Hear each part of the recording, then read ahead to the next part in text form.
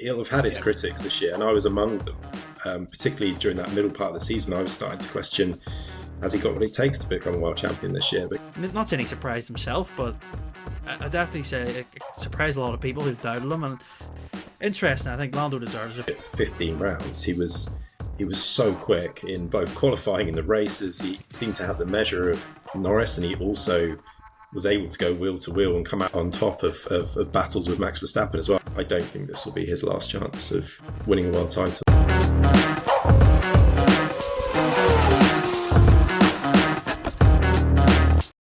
Hello everybody and welcome to the Crash Formula One podcast. Formula One has a new champion. Lando Norris seals his maiden F1 victory after a tense final round in Abu Dhabi, which went down to the wire, beating his rival Max Verstappen by just 2 points in the end. A thrilling end to an action-packed season. Well, joining me to break down all the action from the Abu Dhabi Grand Prix and the 2025 season is Lewis Larkham and Jordan Moreland.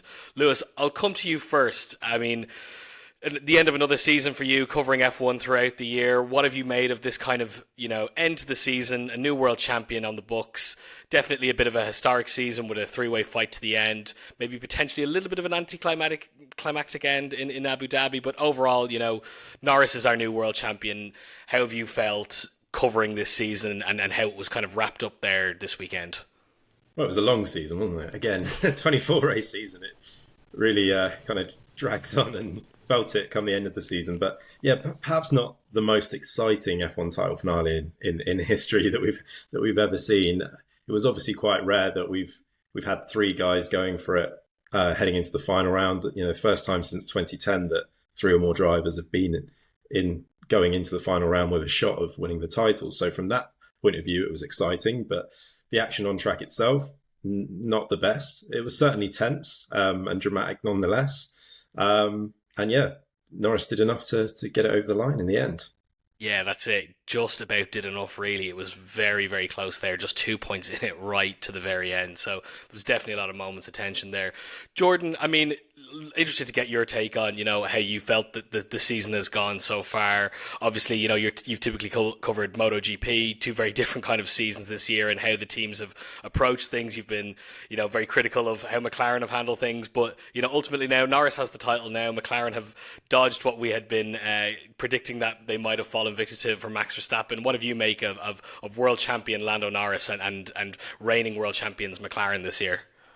It's been a struggle at certain points to try and comprehend what they've done. But you know what? Yesterday, I think over the whole weekend, they got it right. And I think that was the key thing for them. They didn't really...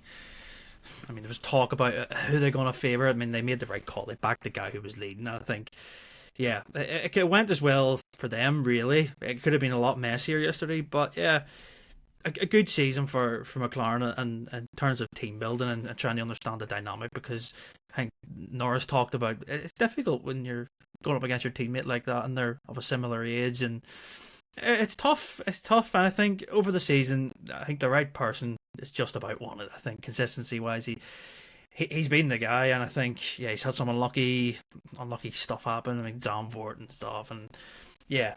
2 points, it's odd. It doesn't feel like 2 points. It feels like it's a bit bigger, but then you look at the flip side, maybe we're talking about Max Verstappen winning another title if things go his way and over one lap or 2 laps over a season. But yeah, interesting. I think Lando deserves it, but it was a flat race yesterday. I thought it was quite underwhelming. Yeah, I mean, ultimately, I think this will be the commentary going into kind of next year. I agree. Lando, I think, did deserve the championship at the end. He did everything he needed to do right up until that last race. And ultimately, McLaren did kind of make things a little bit difficult for Norris throughout the year as well. Other teams would have just backed one driver and gone with that, I believe. And I think that potentially did not help Lando Norris' chance in many cases. I think what was very refreshing is how humble Lando has been winning this title. He's been very, he's put a lot of praise on his team, also his fellow teammate Oscar Piastri, and admitted that, he put it to me every single weekend and made a show of me many a weekend too. And of course, he wasn't afraid to praise Max, who really gave us a title fight right to the end there as well. So we'll get into kind of the competitors, but let's focus on the reigning world champion for now. Lewis, let's talk about, before we get into actual race day, let's have a look at some of the kind of key moments in his season. I mean, in terms of a title fight, I think Lando would have been the one that everyone would have put their money on coming into 2025. And things really flipped on their head after around the Saudi Arabian Grand Prix when Oscar Piastri came out looking a lot more comfortable in the car. And even Max Verstappen was emerging then as a threat once again at that point too. I think after the first round in Australia, Lando looked like, still a very comfortable driver. And ultimately, he still was scoring points and getting P2 in those races where he wasn't winning as well, still pulling in a whole result. And I think that's ultimately what helped him then win that championship when things switched and he had that massive turnaround towards the end of the season. Yeah, he lived up to that sort of pre-season favourites tag that he got over the winter going into the season. Everyone kind of billed him as the favourite, and he hit the ground running in Australia, and with a sort of statement victory in tricky conditions there, got his season off to the perfect start. And yeah, his start of the season was pretty solid. Some statement victories in Monaco as well. That performance over the weekend was a key moment on a weekend where Piastri just didn't have the speed to compete. Home victory at Silverstone as well. These were all big moments in Norris's season. I think there was the question marks that arose around Saudi Arabian Grand Prix weekend when he finally lost the grasp on the lead of the championship. He made that big mistake in qualifying by crashing, and Piastri went on to win that race, obviously. And there was a period of time there where Norris was struggling and seemed to be off form, seemed to have lost confidence, didn't like the way that the car was handling. He just couldn't get it in the right window. He was sort of losing ground and to Piastri throughout. And we also had Verstappen coming into the picture too, even though the Red Bull at that point in the season was not as fast, not as competitive compared to the McLaren. I think the turning point, obviously we had the Zandvoort failure as well, which at that point, it kind of looked like his title hopes had gone up in smoke. Obviously, it just goes to show how long these seasons are now, that even at that point, a 34-point deficit, you'd think on paper against the guy driving the same car, we were expecting them to sort of finish 1-2 potentially for the rest of the season, that would be almost impossible to overturn. But I think the most impressive aspect has been how he recovered from that.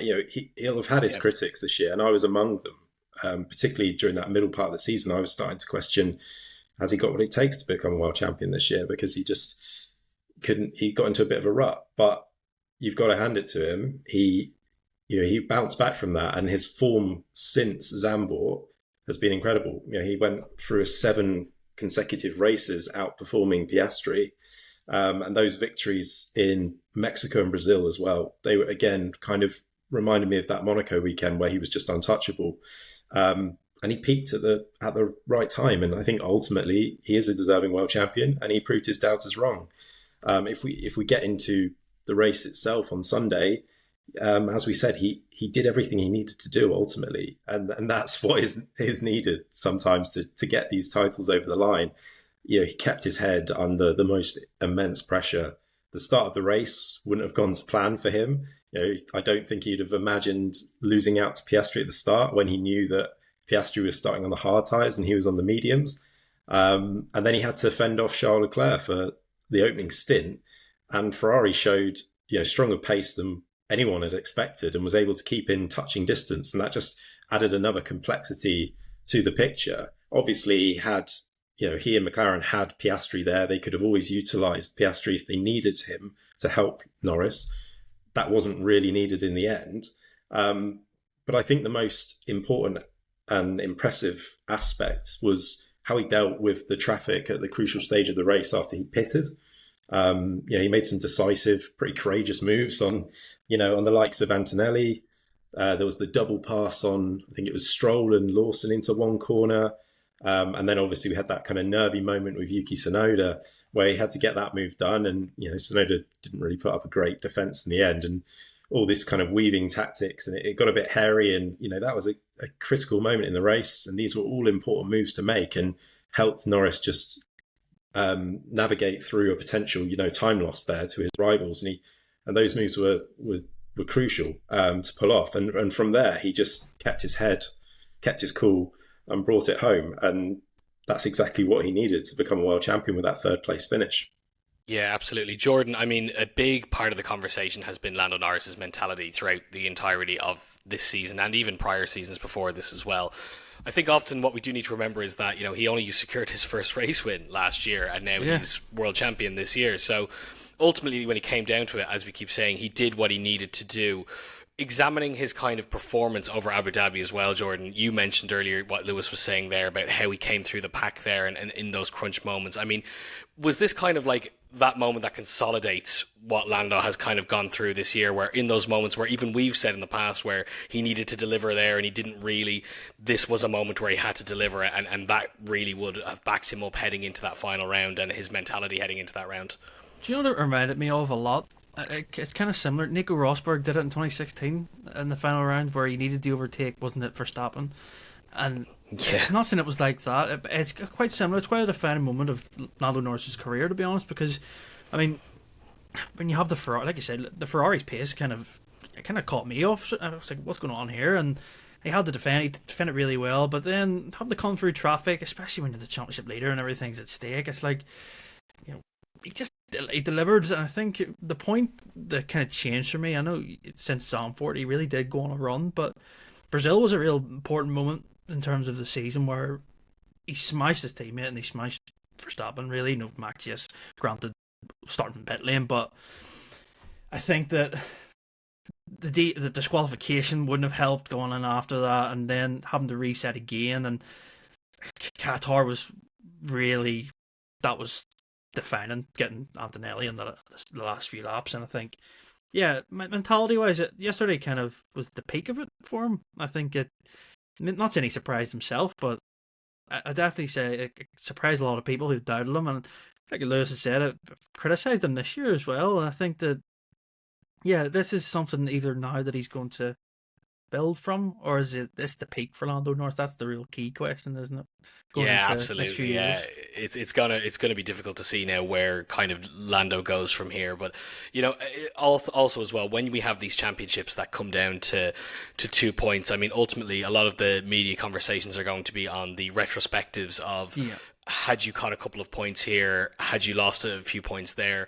But Jordan, I think you touched on something very important there was, yes, well, you can have a disqualification then, and that's out of your control. You can have an engine failure in Zandvoort, and then even that crucial moment of passing Antonelli, it doesn't feel monumental right there in that moment. And then you look back and you go, wow, if that had not happened, what position would we have been in here now? And I think rather than actually scrutinizing those moments, it's a moment to actually praise a driver and say, that's when you've done what you needed to actually do to secure this title. And, ultimately too, McLaren didn't help Lando's title fight throughout the year, and I think heading into now the next year, we can get into this a little bit more further down the line, but ultimately they should not approach the season the same way they approached this season. I think after everyone witnessed, they did the right thing in Abu Dhabi. Even heading in, Zach Brown had said, no, we've had the conversation. We're going to do everything that we can do to get someone to move, to get Oscar to move aside if we need to get Lando to win the championship. He has got the points advantage, so that's what we're going to do. And it was the right decision to make from there. But, I mean, Lewis, on to maybe his competitors. Let's talk about, firstly, Oscar Piastri, his teammate. I mean, Jordan, we were kind of saying heading into the final as well, he wasn't really an equation as much as we had kind of hoped he would have been in that final race. But let's have a look at, Oscar's season overall this year. I think he actually still surprised a lot of people with just how strong he was and just how far he took it to Lando. Obviously, I think a bit of recency bias comes into it because we're talking about his slump after that summer break, and ultimately that is what's cost him the championship at this point as well. But overall, I mean, a very good season for Oscar Piastri, and he can be fairly happy leaving at the end of the year. Yeah, I think there's absolutely a case to argue that all three drivers would have been deserving world champions. I think Piastri, for large parts of the season, was the more impressive McLaren driver and seemed to be the guy who was not fazed by any element of pressure until the latter stages, arguably when it mattered the most. But, he led the championship for 15 rounds. He was so quick in both qualifying and the races. He seemed to have the measure of Norris, and he also was able to go wheel to wheel and come out on top of battles with Max Verstappen as well. I think back to that that brilliant overtake in Miami, where he just kind of outfoxed Max Verstappen, and how many drivers can say they managed to do that? It's very rare that somebody gets the upper hand over Verstappen. And again, we're talking on these moments you can look back on and think, were these key moments in the season, and points that went awry that could have ultimately seen Piastri become champion. And he was on the receiving end of quite a harsh penalty at Silverstone that cost him the win there. He was unlucky that Norris ended up on a better strategy in Hungary when he dominated the race and looked in complete control, and sort of Norris had made a poor start to that race, ended up, I think he was running in fourth and ended up running long, and that strategy completely inadvertently ended up being the one to be on, and he ended up ahead of Piastri. Piastri then couldn't make the move stick, and he lost out on vital points there. Of course, everyone will also point to the swap in Monza as being a key moment where he lost points to Norris there, and the controversy that surrounds that. But he has himself to blame as well. That horror weekend in Baku, crashing out in qualifying and the race, the vital points going missing there as well, and that came during a 7-race streak being outperformed by Norris. He went missing at a key stage of the season. This and his form just nosedived, and it seemed that the guy that couldn't be distracted or have his head turned by pressure or his teammate, it all went the other way, and we saw a different side to Piastri at a key moment of the season. But ultimately, he ended the season strongly. He should have won in Qatar. It was a great performance in Qatar. He did everything he needed to do that weekend, really. The title was probably already lost in reality.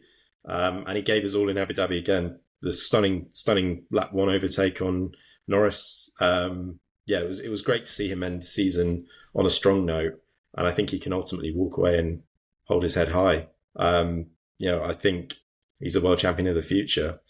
I would argue that his ceiling, I think, is actually higher than Lando Norris's. Let's not forget, he's also got 4 seasons sort of less experience under his belt than Norris, and he ran him this close still. And you can look at all those flashpoints and say, well, if this hadn't happened, that hadn't happened, he might have been world champion.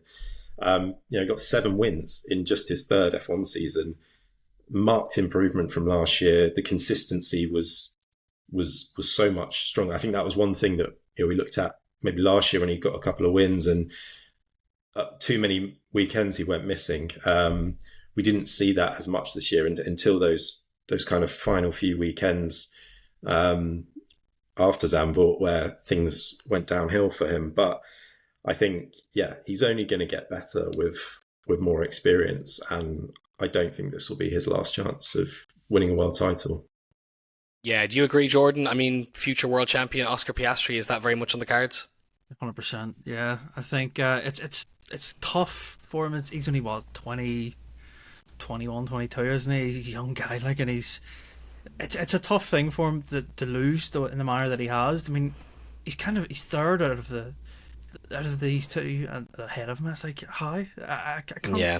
I can't think of it sometimes. I looked at his results there, and if you take out the DNF at Baku, his worst result actually on track's 5th. I mean, across the whole season, and that was that run of USA, Mexico, and Brazil. It's like, that's cost him a title, really. And it's like, I just feel sorry for him in the sense that he's done all the hard yards by leading for so long. Yeah.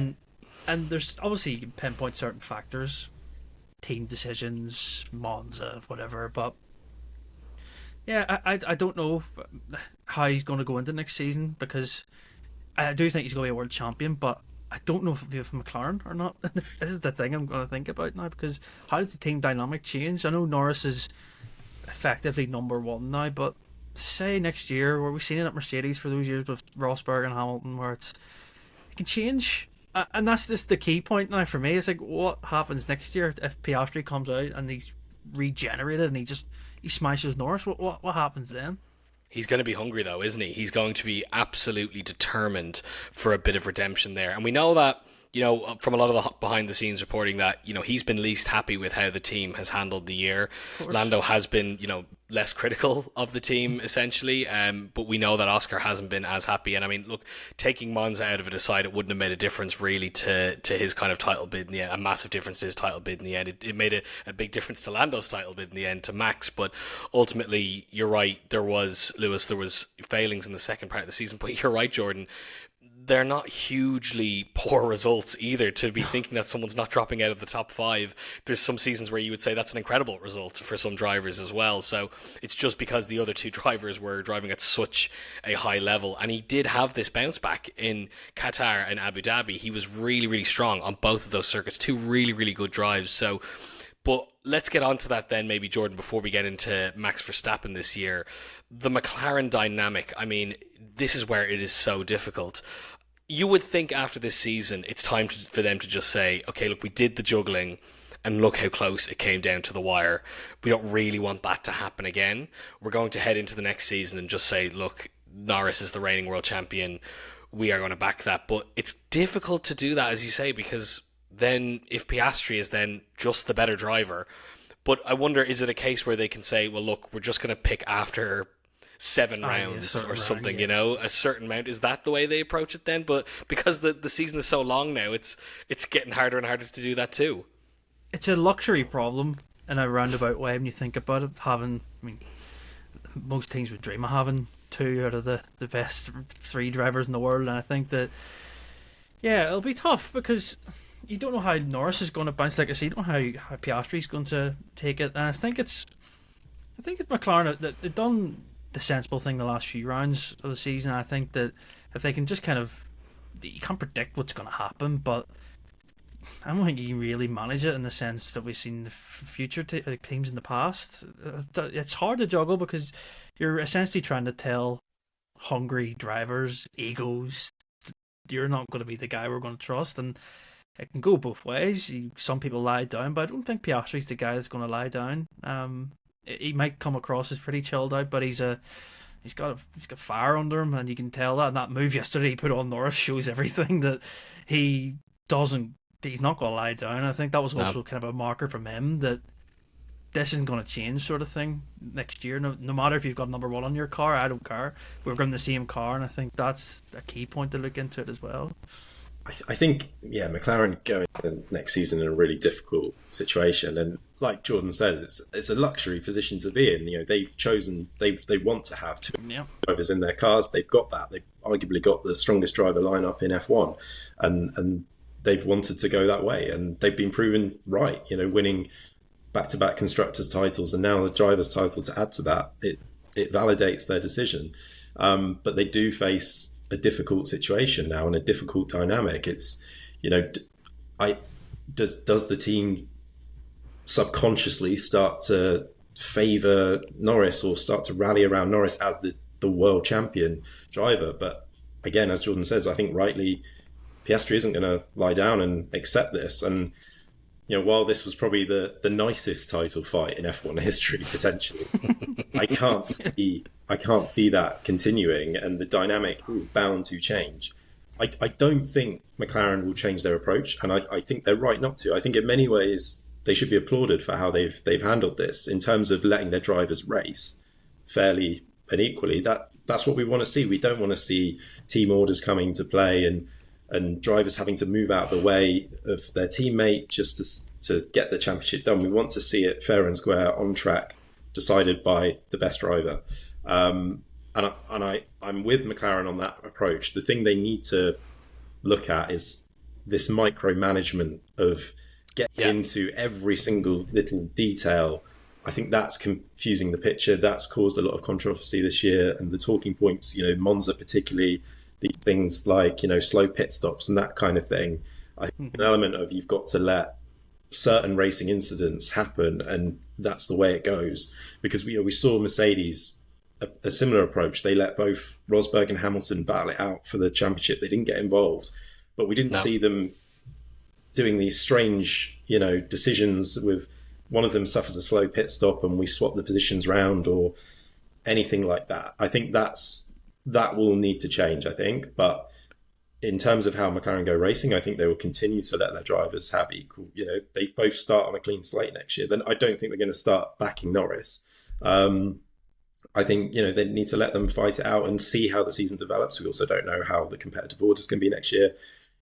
Things could be very different, but I think ultimately they will let them battle it out on track. I just can't see these niceties continuing, because something's got to give in this scenario. And if they are battling it out again for a world title as closely as they have done this year, I think there comes a point where the drivers will get selfish. And from Piastri's side, he probably will need to do that more than Norris, because he doesn't have that sort of world champion next to his name. He doesn't carry that status that might get the team around him. He will need to maybe force the issue a bit next year. So yeah, I think that the McLaren dynamic there is going to be really interesting to see how that unfolds. But certainly it's going to be a complex situation for them to handle.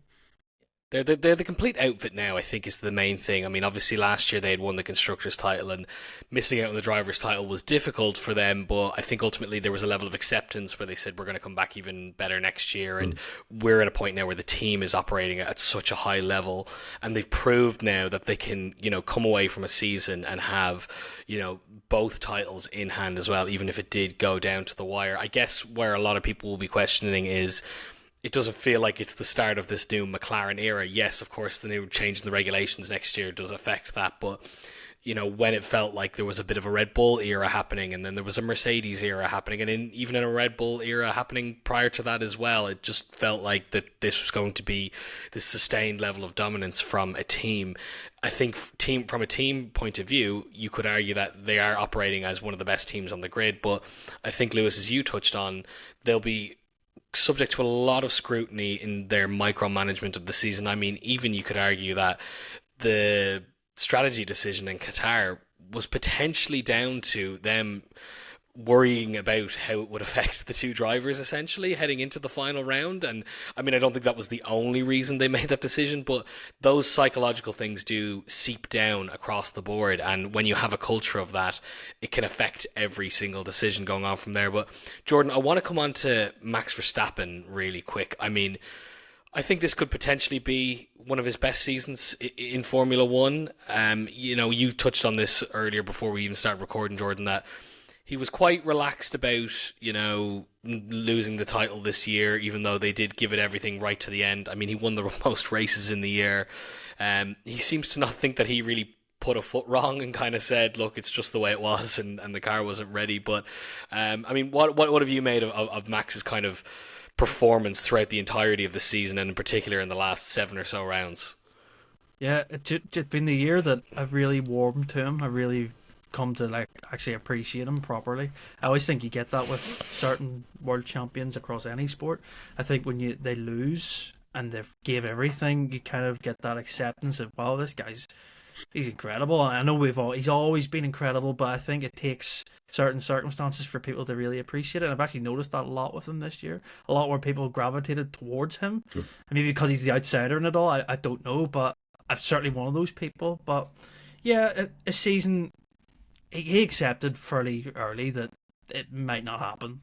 And I think they get so close, like you say, 2 points, and then that brings the question of the whole, why didn't you do this here? What if you hadn't done that there? And he got quite annoyed when that got brought up, which is fair, but it's also kind of came back to bite him in the end when you think about it, because the petulant side of Max Verstappen, when it comes out, it's just like, he doesn't care about the rules, does he really? He doesn't care about anything.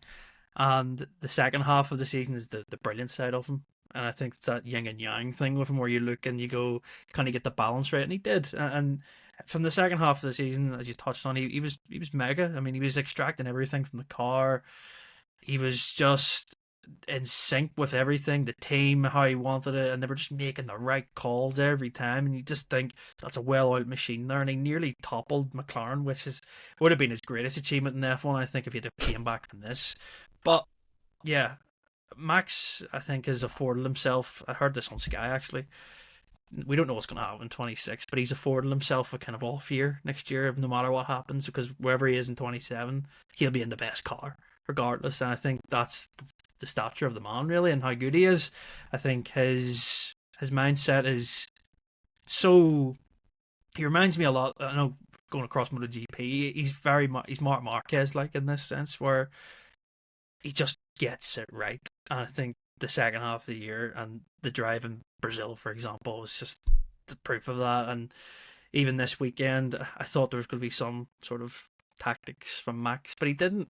I think that they tried with Sonoda, as Lewis said, but it didn't work. And I think after that, he accepted it. He's like, okay, I can't win them all.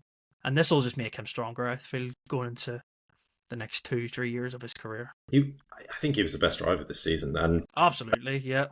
Also, I think his best season in F1, despite not winning the title. I think it was probably his most complete season, and the magnitude of what he achieved and how he achieved it. You know, he got more wins and pole positions than any other driver, eight both, and ended up just 2 points shy of becoming a 5-time world champion, despite having an inferior car for a large part of the year to his direct rivals. It was a huge effort and massively impressive, particularly the second half of the season, when he just saw that glimmer of an opportunity. He's just always there. He just was maximising the car every weekend, not making mistakes, and turning that 104-point deficit into what ultimately ended up being a 2-point deficit. It was unimaginable. He pretty much ruled the title out after Zandvoort. He then had a glimmer of hope again, and then he ruled it out again, and then obviously the disqualifications in Vegas kind of brought him back into play. Again, there's an argument that all three would have been deserving world champions, and you can look back at certain key moments throughout the year that cost each of them. The obvious one for Max is the Spain collision, the sort of head loss with George Russell, where we do that probably Verstappen's only weakness now. That just still suffers from those red mist moments, and they're the kind of moments that put a slight blotch on his season. But you can also look at other moments throughout the year when he was torpedoed by Antonelli in Austria. The late virtual safety car in Mexico stopped him potentially getting Leclerc. He was right on his rear end, and I mean that shouldn't have really been a virtual safety car for those last couple of laps. That cost him points. Then you've got the Antonelli mistake in Qatar that gave Norris those extra 2 points. You can look at multiple incidents where Verstappen would have been world champion had this. It's all if buts and maybes. Ultimately, he's not world champion. But I think he can come away from this season with no regrets. He was on top of his game all season. Like I said, squeezing the absolute maximum out of his Red Bull. And he ended up being sort of a main protagonist in a title fight he had absolutely no right to be in. And then I also thought I was impressed with, that he kept it clean in Abu Dhabi. He just cruised to victory. So relaxed going into the weekend.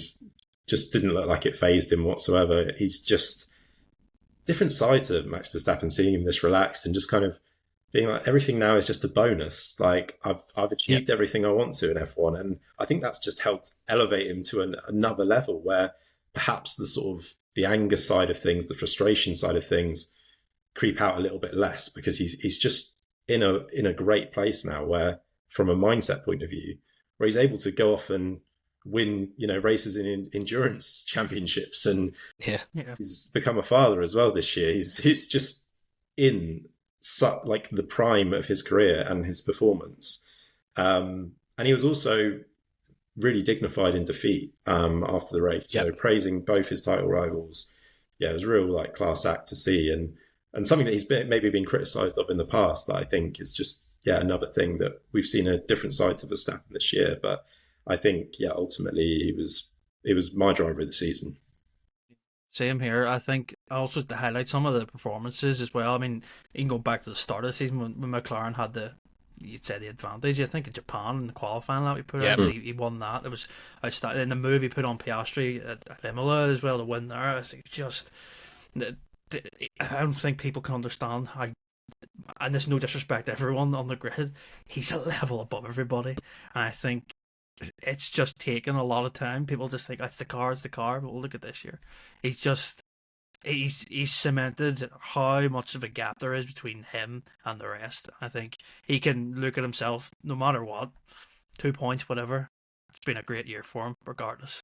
Yeah, he's totally confident in his own abilities at this point. He has nothing to prove. And Jordan, as you said, that always was the equation with Max, where, well, he's been in this dominant car, especially after 23. I think that actually warped people's view of how good Max was. Even though he was winning every race, everyone was putting it down to, the car. And I think actually last year, towards the end of the season, I felt we were getting glimpses of that. No, he is something special here, because the McLaren package is so much better actually towards the latter half of the season. And the fact, as you say, Jordan, that they really didn't have they had a competitive package, but not a dominant package at all throughout the entirety of the season. So for him to come back, and I think he is the difference that comes into that equation when there is a dominant win. The domination is Max. It's not the team and the car, essentially. We also need to remember, as you said, Lewis, obviously he's had a lot of change in his own life. He's a father now, and there was a lot of turbulence in that team with Christian Horner's exit. That seems like so long ago now, but that was all throughout the course of a season. And I mean, ultimately, for Max to be able to essentially just tune all of that noise out around his team and just crack on and still perform the way he has and bring the title fight down to those 2 points right at the end. And I mean, back to Spain, I mean, the funny thing is, as well, as you touched on this, Jordan, that the journalists kind of, prodded him on that, and he shut it down very, very quickly. And I think Max's mindset is potentially, he'll never admit that that was necessarily his mistake and it was his head loss, but I'm sure that he's probably thinking, well, I'm entitled to one mistake because I'm pretty much perfect every other weekend, and if it's not me, it's the car. And yes, that was a bit of head loss, but he didn't really, he never took things out on Kimi, as you said, Lewis, when he was taken out of the race that time in Austria. He could have had a much worse reaction to that, and he was surprisingly very chilled about the whole situation afterwards, and he just was like, these things happen, Kimi's a rookie, it's just the way it is, a racing incident. We've not seen him be as forgiving in the past, so it's a totally different side to Verstappen, which I think as well just adds to the sportsmanship that he's shown throughout the year as well. And I think that's really interesting what you touched on, Jordan, that next year is a bit of a placeholder year for him. Whether or not he wants to stick around, it just shows the power he still has on the grid, and the attitude. He's not the world champion, but everyone still views him as the best driver on the grid heading into 2026. And I think that's what's really going to be interesting. And I mean, this is probably a good segue to get into the picture heading into next year. I mean, Lewis, starting with just the top teams. I mean, if we look at it, McLaren, Mercedes, Red Bull, Ferrari, given how bad their year was, it's going to be really difficult to kind of really get a sense of, one, what the running order is like until one after testing, but then even after the Australian Grand Prix, really the first round is what we need to get a better sense of where we're going. But heading into the next season, is there anyone that you're getting any feeling that there might be a bit of a one to watch, a favourite? Logic would say McLaren, but it really is wide open with this change in regulations. The honest answer is nobody has a clue, and we're all just taking a wild stab in the dark here, because like you say, until we get down to preseason testing, and even then we're not going to really know. I think preseason testing, especially with a new set of regulations, the best thing you can judge is who's actually in trouble and who's on the back foot. Yes. Yeah. Very rare that you see who's going to be the sort of dominant force or the team to beat. And I think we won't really know until we get down to qualifying in Australia how the pecking order looks. That is the honest answer. I think we assume that McLaren, Mercedes, to a certain extent Red Bull will be up there again, because they are the strong teams. It's the biggest regulation change arguably in F1 history. It's not just engine, it's the whole car, it's the whole package. And when you look at the engine side of things, Mercedes are sort of being tipped as the early favourites, because we've seen them nail that in the past in 2014. But it's still, they've got to get everything right. It's not a given that they will be the team to beat. There's been a lot of whispers. They're being tipped as potentially the favourites, and therefore if they get things right, McLaren obviously know how to build a strong race car. Plus they're going to have that Mercedes engine in the back of it. So again, they should be up there. Red Bull, there's a big question mark over, because they're obviously finally going to their own in-house power unit. We just don't know how that's going to perform. There was a lot of talk early on, about a year or so ago, that things were not looking great, and there were some potential doubts over that. Again, all rumour, all speculation. It sounds like Red Bull, from what they've been saying, is actually they seem to be fairly confident about it. But this is only based on their own information, their own data. They don't know what their competitors are doing. I think going into the 2022 rule set, Mercedes simulations were showing that their car was going to be a second faster, but that was only based on their own performance, and they actually turned out to have an absolute dog of a car in 2022. So it's too soon to start. Yeah, you can make predictions, we can guess, but we're not going to know until the real action starts next year. I think next year is going to be critical for Verstappen's future, and for depending on how competitive Red Bull are. I'm not sure we'll see him walk away from F1, but I think we'll see him. 2026 will determine whether his future lies with Red Bull or whether he goes elsewhere. And as Jordan says, I believe he's got pretty much the pick of the grids. Like everyone is going to want Max Verstappen if they can. I think Mercedes is still sniffing around. They won't really put that one to bed. If they get the opportunity, they would absolutely jump at it if they are the team to beat next year. And then you look, Aston Martin are known to be interested in him as well. We've got Fernando Alonso's future uncertain beyond the end of next year. He's not getting any younger. He's going to be 45 next year. Perhaps there's a lot of talk about Aston Martin as well in this, that they could potentially be the front runners next year, with obviously Adrian Newey joining, the legendary F1 designer who's had so much success in the past.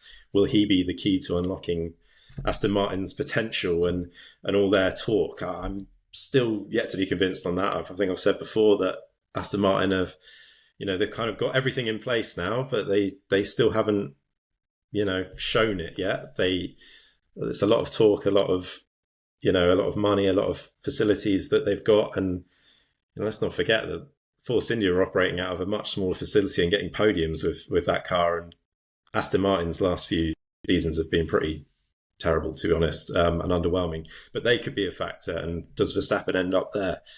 Does he go to Ferrari even? We don't know where Ferrari are going to stand next year. I think ultimately Verstappen will be able to choose exactly what he wants to do with his career, whether he decides to call it a day and enjoy being a father and racing in other championships, which we know he wants to do. He wants to explore the sports car side of things a bit more, race in the 24 hours of Nürburgring and maybe even Le Mans one day. Yeah, so he can do what he wants ultimately, and whatever he does will not change the fact that he is now absolutely one of the greatest of all time. He's cemented that status, even off the back of a title defeat this year. But yeah, next year would be really fascinating to see how things shape up. But we'd be lying if we sit here and say we know for certain that X is going to be the team to beat. For sure. Absolutely. Jordan, I mean, let's talk about Ferrari. I think they're a big talking point that we haven't really been able to kind of get around to, because, I mean, ultimately what's been good is the last few rounds we've been talking about has just been a title fight, which is where we want to be. But I think we do need to really get into where they go from here. Fourth in the Constructors, probably their worst year in a long time, since potentially maybe 2020, as far back as I can think. I mean, and then even added to that, how poor Lewis Hamilton results have been for, I mean, the last 5 or 6 races, so many Q1 exits. I mean, where does the team go from here? And I mean, ultimately, is Lewis Hamilton, are we having this, is it time to have this conversation where, is he worth sticking? Is it worth him sticking around for the next few years with that team?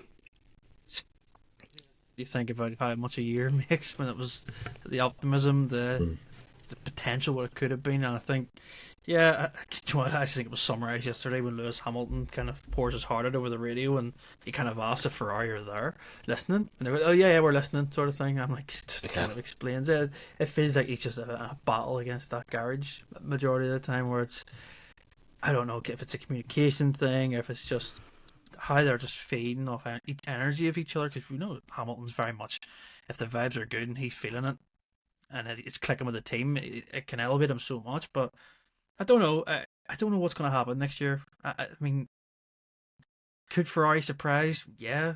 Could they just be Ferrari, and the way Ferrari always are, and they just can catch you out sometimes thinking they're going to be good and then they're not?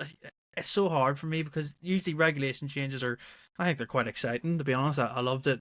I mean, growing up, it was great. 2009 was fantastic. I loved that. And 2014, yeah, the cars were horrible and ugly, but then you got a completely different switch of the grid. And I don't know with Ferrari personally if they're just going to get it right. It just seems like the morale isn't there. Leclerc's doing great, and he always does. And I think that if they're going to hang it on someone, it's going to be him. But I can't believe we're going to discuss Lewis Hamilton, and is it worth kind of him staying in F1? Really, it's crazy because he still has I believe he still has so much to give, and it's just yeah. I'd love to know your thoughts on it, Lewis, about what you think Hamilton's going to do. Yeah, I mean, you'd say it can't go on like this, can it? But it's just been an absolutely atrociously painful year for both Hamilton and Ferrari. To start with Hamilton, I mean, I think it's been statistically at least his worst season in F1. Yeah. First time in his career, he's finished the season without a Grand Prix podium, which is just unthinkable. But then again, it's also testament to the guy and the level he's been at for the last 18 years and consistently being able the dedication and the ability to be able to turn out those results year in, year out. But yeah, the end of the season particularly was just dreadful. 3 consecutive Q1 exits. Again, just unimaginable to think that 7-time world champion Lewis Hamilton is struggling to get out of Q1. It's got that bad. At least he ended on a bit of a high note with a strong fight back in the race. Yeah. Again, I think Sundays have never been Hamilton's issue. No. It's become, in the last few years, it's a Saturday problem. It's the question mark over his qualifying, and those struggles have obviously continued this year. And obviously he's had to learn a new car, new engine, all of that side of things. Let's be honest, it's been absolutely dog of a car to drive. Both of them have been fighting it just to keep it on track. And then, they nail the perfect lap and it's still half a second off the pace at best. And most of the time they're just trying to keep out the barriers. But, I mean, it deserved to be in the barriers, to be honest. Hamilton should have just left it there after his crash in FP3. They need to put You're right in and just forget about it. I think, I don't think Lewis Hamilton, there's obviously been a lot of talk, a lot of speculation about his future. He's made a lot of cryptic comments. He's been very downbeat. It's kind of been a bit of a recurring story over the last couple of years, but this year in particular, I can't remember a time seeing him so low. And it's actually quite hard to watch. It's actually I'm not enjoying writing these stories every single weekend. It's the same story after qualifying. It's the same story after the race. It's not fun to watch. It's not enjoyable. He deserves better. And I think I can't see him quitting ultimately. It's not Lewis Hamilton's style to quit when the going gets tough. Like it's just not how he goes. That would just completely contradict everything about Lewis Hamilton. It does, and it also doesn't make sense to quit. No, I think this year it's been terrible, but write it off. 2026 is a clean slate, new car.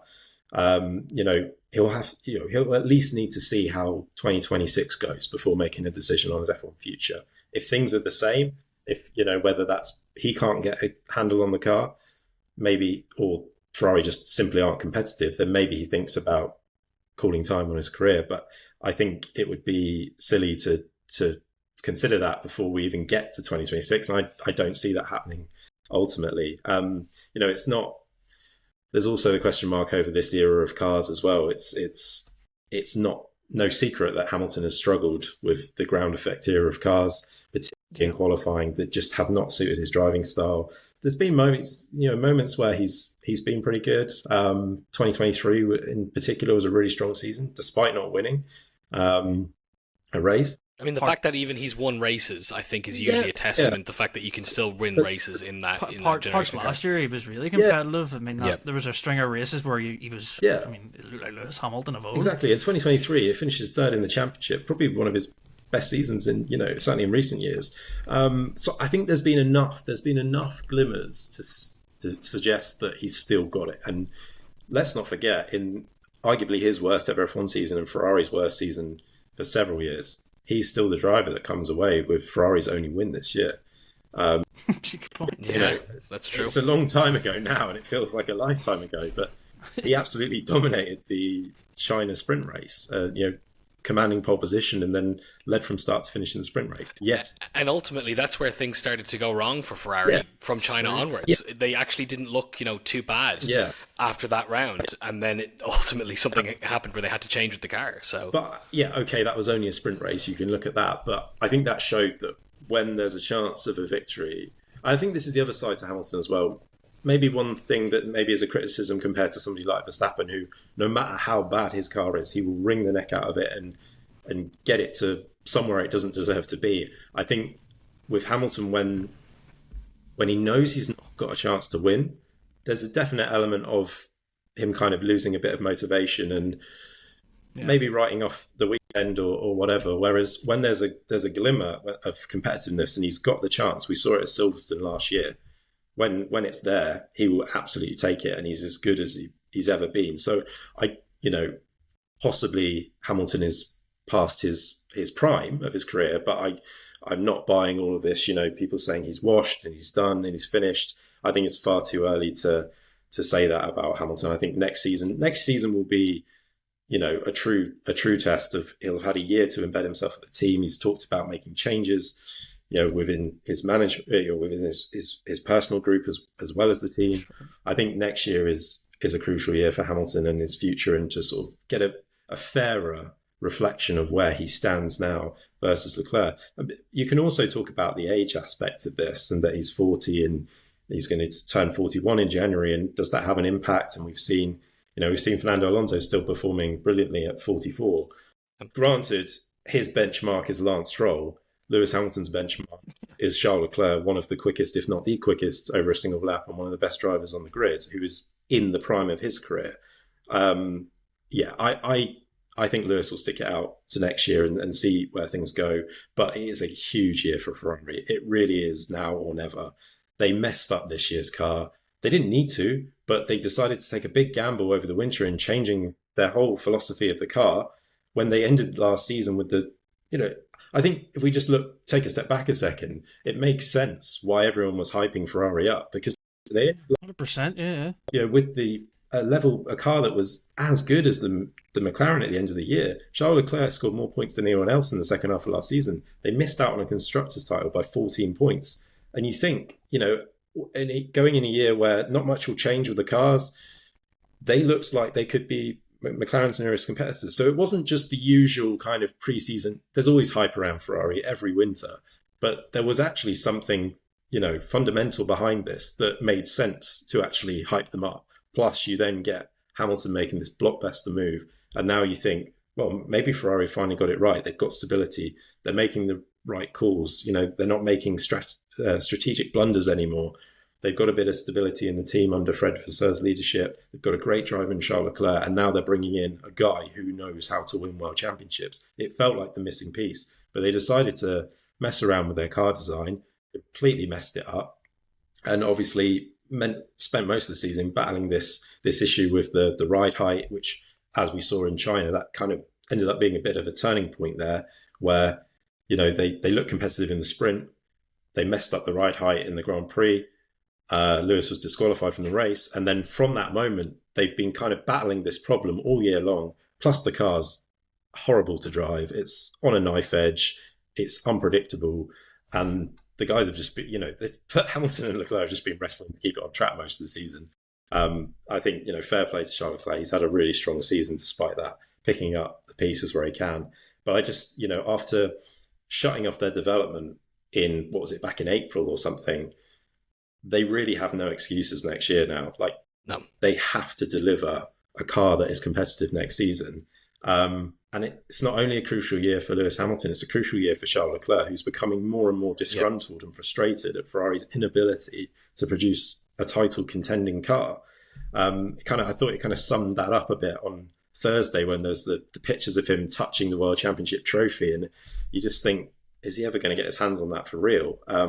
That's his dream, and he wants to do it with Ferrari. He's insisted repeatedly that he has no desire to leave, but he might have to if they just cannot sort this out.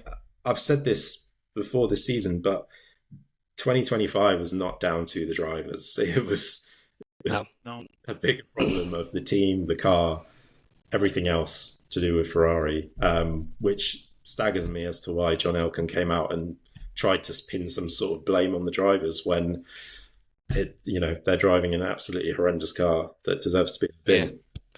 Yeah, Jordan, I mean, you said this as well, that, there's usually a bit of hype around Ferrari, but it feels like this is next year that we'll probably have the lowest amount of hype around Ferrari heading in because of how poor they've been. So, I mean, considering, I think from 22 to 25, there was always that hope of, well, they have gotten parts of this regulation cycle right, so they can deliver a race-winning car again. This year has thrown that completely, away, and heading into next year, it just doesn't feel like the energy is there that was prior. I mean, do you think not only Lewis Hamilton and Charles Leclerc now, what do they need to do to kind of over the winter to bed themselves in and reset heading into the new season and try to go in with it with a better attitude than they would have done this year? Because they've really not helped themselves. The team has not helped the relationship with those drivers whatsoever. It's difficult with the drivers because I think, to be fair, Leclerc and Hamilton are fairly good at resetting. I mean, they've had difficult years in F1, and their experience can kind of prove that. I mean, Leclerc has direct experience with Ferrari being nowhere, somewhere. Like, that's the benefit for Leclerc. But as Lewis said, and both of you have said about the disgruntled nature of Leclerc, he wants to be the Ferrari poster boy. He is the Ferrari poster boy, and it's like there's some point you have to nip it. And I don't know if this is a good winter for Ferrari to be kind of playing it down and they surprise, or if it's going to be the usual PR sort of January, just where Ferrari were better than everybody else sort of thing. And they're really good at, of course, they're Ferrari, they're good at the PR stuff, but it's like, you can't fool people again to thinking it's going to be the year. And I think, as Lewis said, you're not going to know until you get to qualifying in Melbourne when we go, right, let's see who's where. And I'm going to go into thinking, well, pre-season has been okay, and then they get surprised, but I'm not going to fall for it because I genuinely don't know. They're just, the drivers are fine, they'll reset. And it's, as Lewis says about Lewis Hamilton, it's key here for him to, he won't throw the towel in, but I don't know if he's going to be forced to just go, I can't even deal with this anymore because they're not adapting to help me. I've give my energy to them and they're not giving it back. So that's the key, I think. Could Ferrari, though, be going into 2027 looking for 2 new drivers? Because absolutely. There's after next year and Hamilton thinks, I've had enough of this, like, I'm done. Yeah, no, they can't. No, I could see it. And if Leclerc, wants to go somewhere else, has a better offer, there's talk that maybe Aston Martin are interested, who knows? Again, we don't know how the picture's going to be, but if Ferrari have another disastrous season, genuinely, both their drivers could leave, and they could be looking at, who did we sign for 2027? And suddenly, and the weird thing about Ferrari is they have this. They've always been able to sign good drivers based on their history. But if you were to look at another team, if you were a driver, a talented driver, looking at the driver market, and you're looking at that team, is history enough to draw you to the team? You know what I mean? And as you say, if they were to look for 2 new drivers, obviously they would of course get 2 probably decent drivers, but they should be the championship driver is what they're always hunting for. And every team can pretty much say, I think every top team at this point can say, we have a championship level driver. McLaren has 2. I mean, ultimately Mercedes have 1 in George and a really promising one with Kimi there as well, and Red Bull, of course, with Max Verstappen as well. Ferrari is one of the few teams that has 2 that 100% I think no one could doubt that both of those 2 could fight for a title. So relying on the history just won't work next year, will it, Jordan? No, I can't. I think whatever way they pitch of course Ferrari, they pitch anything to you. They could just show you a picture of Michael Schumacher and you buy it and you're in, sort of thing. But it's that, I think that's the cultural problem that we talked about a couple of podcasts ago. People who sign for Ferrari, and I'm not saying Lewis Hamilton's been baited into this, but like, you think you're going to be going into the Michael Schumacher sort of, like, everything's run meticulously, and it's a cultural problem within the management. I don't care what anyone says. That's where the issue lies, and I just think they don't let the drivers do the talking and let the drivers give their all on track, because the inconsistencies of Ferrari in the past 15 years, 20 years has just been mind-boggling. It forced Michael Schumacher out of Ferrari eventually. In the end, he couldn't even do anything to save that. Yeah, I don't know what happens, honestly. just I think they just need a clean start to the year, really. It can't get any worse next year, can It it? reminds me a bit of, like, in football, Manchester United. They're a Manchester United, 100% they are. It's just, a deeper rooted, there's some deep rooted issues within both operations there. And it's just always harking back to history, always harking back to status, being the biggest club in the world, being the biggest F1 team in the world, and all the history, and look at what we've achieved in the past. But in the last 15 years, not much to show for it. It's all, the parallels there are quite interesting. I think if Ferrari are looking for a driver in 2027, Ollie Behrman's an obvious one there who would get seats. But then if you're looking for that championship winning driver to put in the seat, who do you go for? I mean, Max Verstappen is the obvious one to try and prize away from Red Bull. But if Ferrari are in a state similar to this next year, he's not going to want that, despite it. No, and Verstappen isn't the patient type either. He's not necessarily the one who wants to work on a project. He spent lots of years building with Red Bull in the early point of his career, got to winning ways, and I don't think he's in any mood to jump to a building project. That's not his ambition. He just wants to be able to get in a car that can win. That's always been his kind of ambition over the last at least 4 years since he became world champion as well. So I think that would be a really hard sell for Ferrari, to be perfectly honest. I couldn't see him doing it personally. Could you? If Lewis Hamilton's going in thinking, I could change this, Verstappen would, I think, would be do the clip from Rush with Nicky Lauda where he tries a Ferrari for the first time, and they go, it's a Ferrari, and he says it's a, I'm not going to swear, but that's why Verstappen would be 100%. I got the perception where he wouldn't accept it, but who knows? Let's hope for Ferrari and their fans that next year is something that they can all enjoy, because this year's been shambolic. Yeah, absolutely. Yeah, absolutely. I mean, we've so much to look forward to, as you said. So that's it from us this week and of the 2025 Formula One season. While F1 takes a break, make sure you subscribe to the channel and head over to crash.net to stay up to date with all of the behind the scenes news in the lead up to 2026. We'll still have loads of analysis and news right up to the first car launches in early 2026, so stay tuned. Until then, thanks very much for listening.